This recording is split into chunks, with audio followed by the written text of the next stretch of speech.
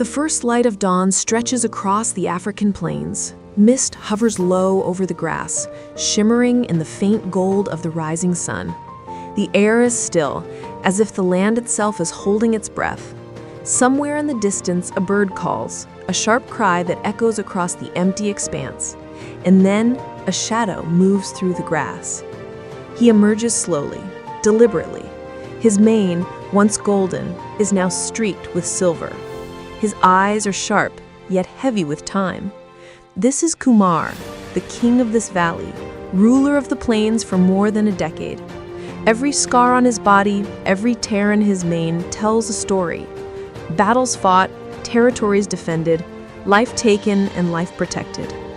He has walked these lands in sunshine and storm, in drought and flood. He has known hunger, thirst, danger, and triumph. He has known life. Today, he walks alone. His paws press into the earth with a weight that speaks of age, of power, and of the slow surrender that comes to all rulers. The grasses whisper as he passes. Every leaf, every creature recognizes him. The plains remember. Far above, in the shadow of a tall acacia, a man observes. His clothes are worn, dust clings to his boots, and a pair of binoculars rests against his chest. This is Ryan, a forest ranger, custodian of this wilderness. For years he has watched these lands, the movements of elephants, the tracks of leopards, the signs left by the king himself. And he knows this lion. He first saw Kumar when the lion was young, golden, fierce, unstoppable. He saw him claim this territory, watch over his pride, teach the cubs, hunt, and survive. And now, Ryan sees the same lion slowed by years, yet still dignified, still commanding, still alive in a way only a true king can be. The sun rises higher. The heat distorts the air above the dry riverbed. Kumar moves toward it. His reflection shimmers on the water's surface, regal, weary, monumental. He lowers his head, drinks carefully, his gaze scanning the horizon. The smell of human presence tinges the air. Smoke from distant fires, machines clearing land, the faint hum of roads being built. The land he once knew as endless now feels constrained, fragile, invaded. Ryan watches quietly from a distance. He takes notes in his notebook, scribbles observations about tracks, movements, patterns. His heart aches at the sight of the aging king. He knows this lion has no heir strong enough to challenge him yet, no pride fully loyal, only the memories of battles fought, mates defended, and cubs born. The weight of the land rests in Kumar's paws, and Ryan sees it all. The afternoon sun beats down. Kumar approaches a small herd of antelope. His instincts awaken for a fleeting moment. His muscles coil. He moves with grace, power, and deadly precision. But then a horn blares from the distant road. The antelope bolt, alert. Kumar freezes, chest rising and falling with the effort. The king pauses, breath shallow. He lies down in the dust. Age is a quiet thief, and it is patient. The plains stretch endlessly, golden and silent. Elephants graze nearby, the wind bends the grasses, and the acacia casts a long shadow across the valley. Birds rise and fall in flocks, hyenas laugh in the distance, and yet all life seems to acknowledge Kumar's presence. A kingdom in repose, a king at rest. Night comes slowly. Stars dot the sky like scattered diamonds. The air cools.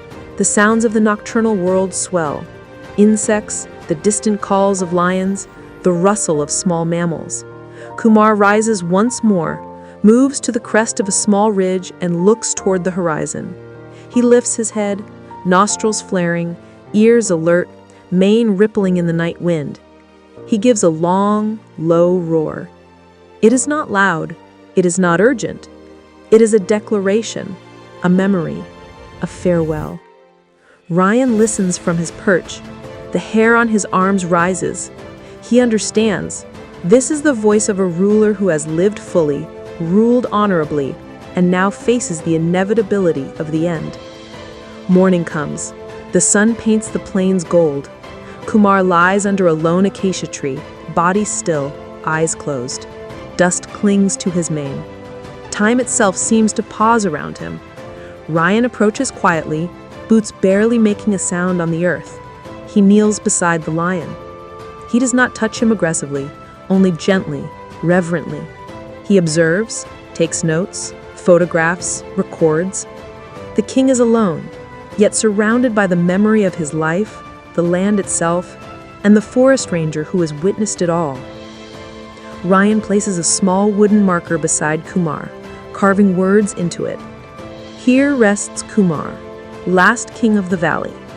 He ruled with honor, strength, and wisdom. His spirit lives in the land he loved. The sun rises higher, scattering light across the valley.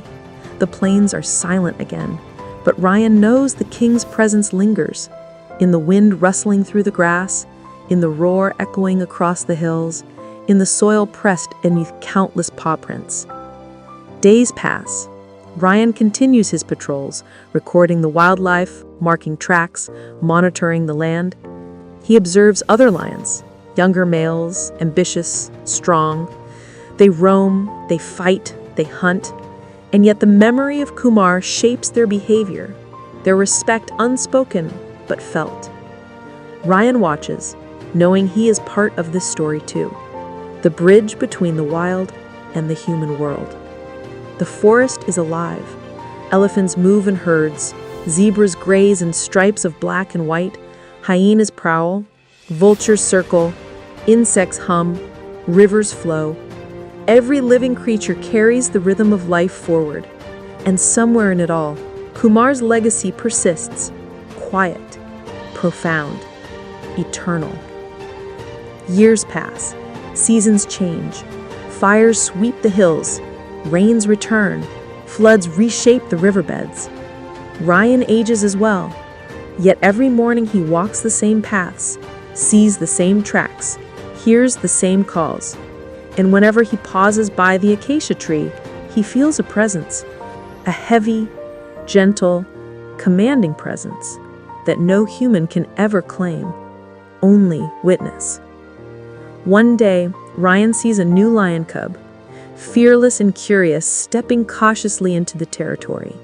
He smiles, realizing life goes on. Another king will rise.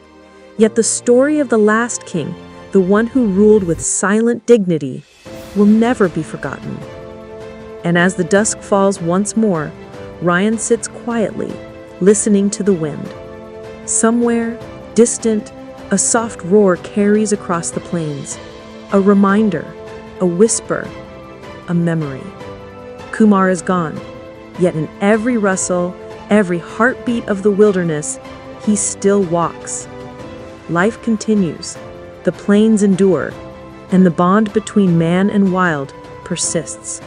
Silent, unbroken, eternal. The sun sinks, shadows lengthen, and the wind moves through the grass. Ryan breathes in the world, watches the last light fade, and knows the king will never truly leave, because the wild remembers, and so does he.